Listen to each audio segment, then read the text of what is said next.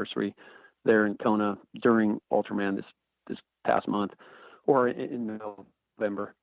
And and whatever else comes my way, I'm always up for some sort of challenge. And like I said, I think if I look at somebody else doing something, I think I'm dumb enough to try it myself and do it.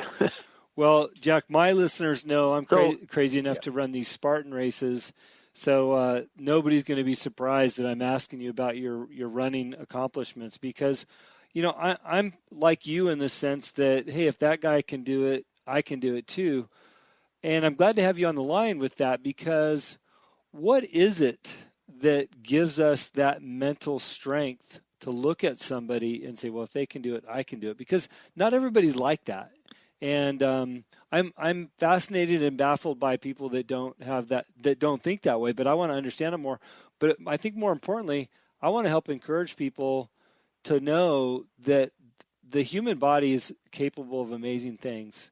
And if we can convince them to get out of their own head, they too can achieve some of these things that you talked about and some of the things that I've talked about. So what do you think that it is that triggers that, or gives us the ability to say, if they can do it, I can do it? That may be the question of life, right? And for me personally, like I alluded to earlier, it was out of necessity to stay physically fit to do my job. And then along the way, when I signed up to do a 50-mile run, as an example, your closest friends and then widespread people start saying there's just no way that people don't run 50 miles. And then the tighter you get one or two people supporting you. They put their hand on your back and they go, I think you can do it, which empowers you then to go, yeah, I'm going to try it. And you go out and you do it. And then when you're out doing it, then you meet the guy that, has run 10,000 miles. Or I met the girl and got the crew for Sarah Fulcher, who ran 11,000 miles around the perimeter of the United States, ran 25, I think, 0.6 miles a day, every day for 400 plus days. And so then you're around that and you go, oh my God, there's no limit. If she can do that, I can do most anything I'm going to set my mind to. And so just for me personally, getting involved in those, every time you go do the next thing, as probably you've experienced, you meet that guy that did double or 10 times what you did. And then for me, it just became intriguing and going, man, he looks sort of like me. And physically we're all the same. So it really boils down to, can you have mind over matter? Can you set a goal and then try to achieve it like they have? And so in the end, for me, I think, man, really, there are no limitations. I'll never run a 4-minute mile. There are those parameters, but in the whole scheme of things, people are defying the odds in everything that we do. And so why not be one of those guys and just go about doing it? And then when you do it, maybe, just maybe, you inspired those handful of people that were closest to you, and then that inspired the people that were closest to them. And pretty soon you have a movement of plowing forward and making change and going, God, maybe he's right. Anything's possible. Yeah. I'm glad you used the word inspire, because I don't know about you, but when I set out to do some of the races that I've done in the last year and a half, my first thought was not inspiring people. I did not think that what I'm going to go do is going to inspire somebody else. I had the same thought that you did, is that guy can do it, I can do it. And I was motivated to do it for my own personal health, because I'm raising 2 very young daughters. But what's amazing to me is the people that will reach out to you privately and or publicly and say, wow, you've inspired me to do whatever that might be, getting off their butts, or, challenging themselves to run a half a marathon or a 5K, or go do an event or something like that. And really, that's where I see the win in the activities that I'm doing now, and certainly the activities that you're doing, because we do inadvertently inspire people to go be all that they can be as well. Yeah, you nailed it. And never never had I started out to just like you said, I never did any of these things really to inspire anybody else, but to prove it to myself that I think I can maybe accomplish this.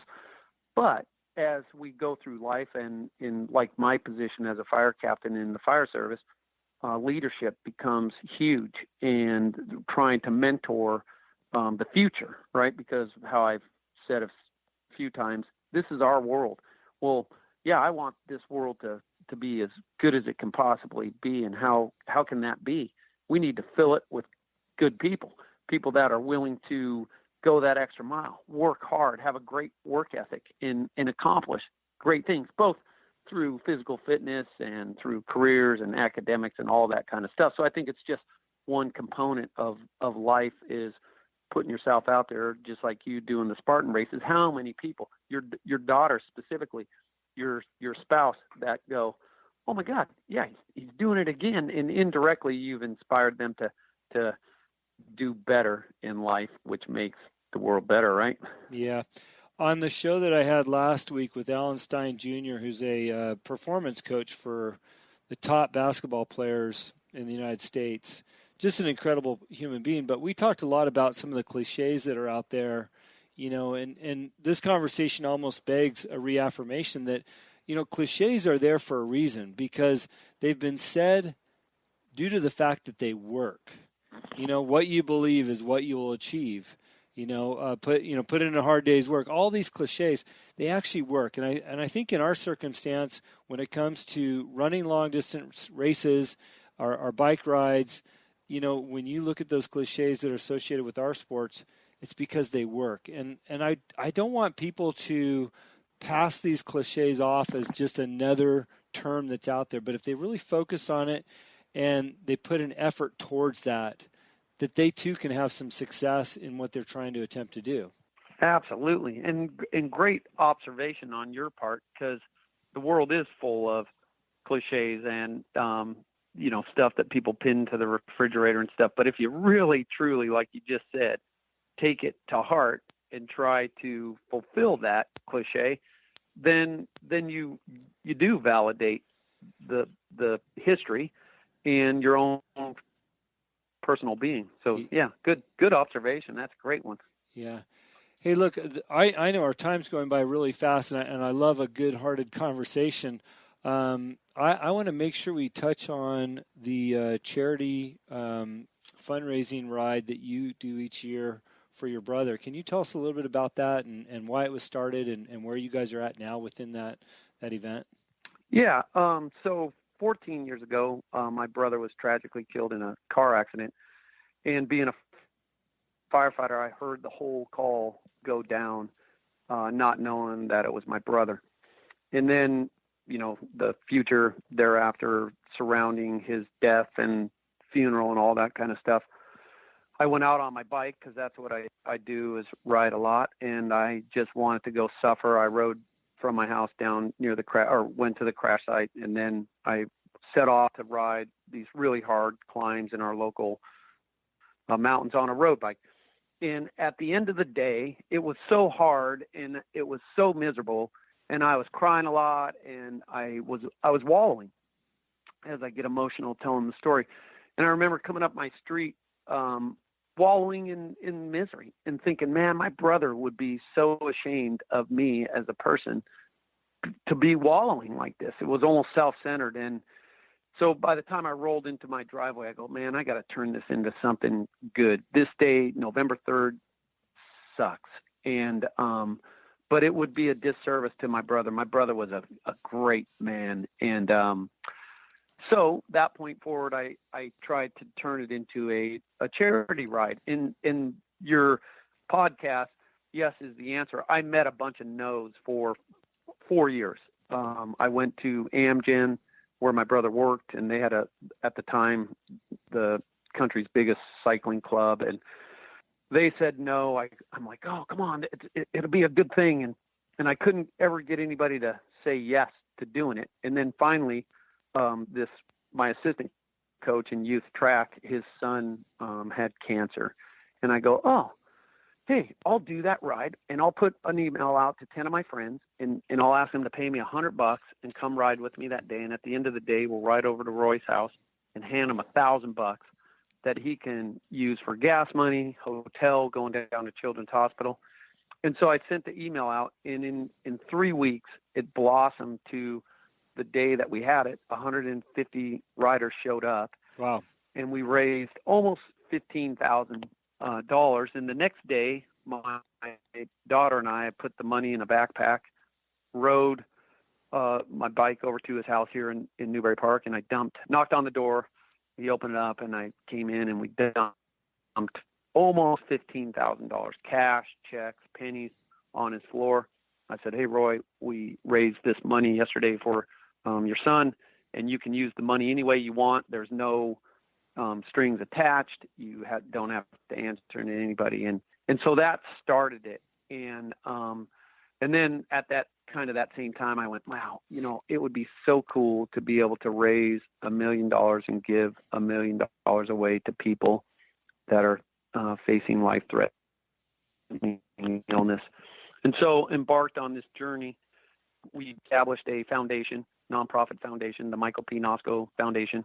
We just celebrated our 10th year, if you will, of the event. We had over 1,000 cyclists this year, and it was a huge, huge success, and it keeps on going. And then with the foundation, we've also established a scholarship for the Boy Scout troop that my brother belonged to. He was an Eagle Scout, and so that's important. And then also we give money to our high school mountain bike club team as a scholarship for kids that are going off into college. So through my brother's death, which still seems like yesterday, I was able to turn it into something good, and only able to do it with the support of my family.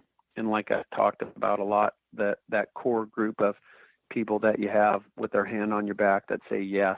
Mm-hmm. I think anything's doable, and so that's it in a nutshell, if you will. I lost my father a few years ago, and I feel I'm pretty adamant about this, my own personal feeling on this. But when we lose somebody, I feel there's always a tremendous upside out there waiting for us that gives us the ability to do something for others, share with others, or something significant takes the place of that loss. And when I look and hear your story, look what you've been able to do out of that loss. And it doesn't make the loss any easier, but it certainly has opened up a lot of homes and hearts through what you're doing. And I just love that that's your tribute to your brother. I couldn't imagine any other way to celebrate somebody's life than what you guys are doing. Pretty incredible. Well, thanks, Jim. Yeah, it's tough. November 3rd does suck. I hate it every year, but also knowing that, man, we've affected more than 30 recipients. We've extended the life of some of our recipients for sure through our donations and more the spiritual side. I think when we have the actual event, we get the recipients to come and they're impacted by 1,000 or 2,000 people that have gathered.